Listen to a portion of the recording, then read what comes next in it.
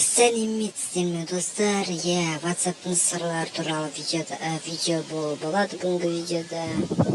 Бәрбір каналына жазып, тезірек бәрбір каналына 200 подписчикқа подписчик кеттік. Видеоға енді кеттік. Достар, WhatsApp-тың сырлары туралы болады бүгінгі видеода. Мысалы, сіздің жазғаныңызға қалай көргізбеуге болады, мысалы.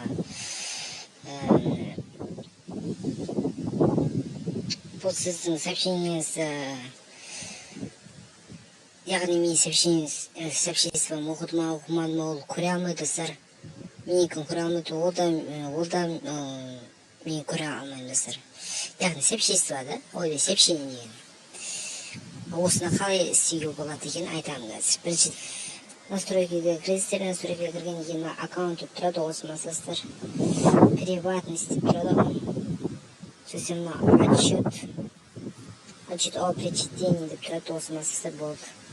Ал егерде сіз вообще қай уақыт, соңғы уақытыңызды яғни көрсетпегіңіз келсе, только контактіге қойсаңыз, никтоға қойсаңыз, ешкім көре алмайды сіздің қай кезде болғаныңызды, яғни.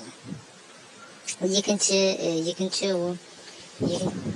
жаңа сообщение мына көрдіңіз бе, ешкім оқымағандай, оқыды ма, оқымады ма, тура осындай болып тұрды, достар. Осыны қалай жасау керектігін білесіз ме? Так, егерде сіз уведомленияны сіз енді шаршап кетсеңіз, WhatsApp-тан қайта мына іштен келе берсе, мына ішке бесук қойып қойсаңыз болады. Бәрі бар каналына жазылып кетеміз, лайк басамыз, болды.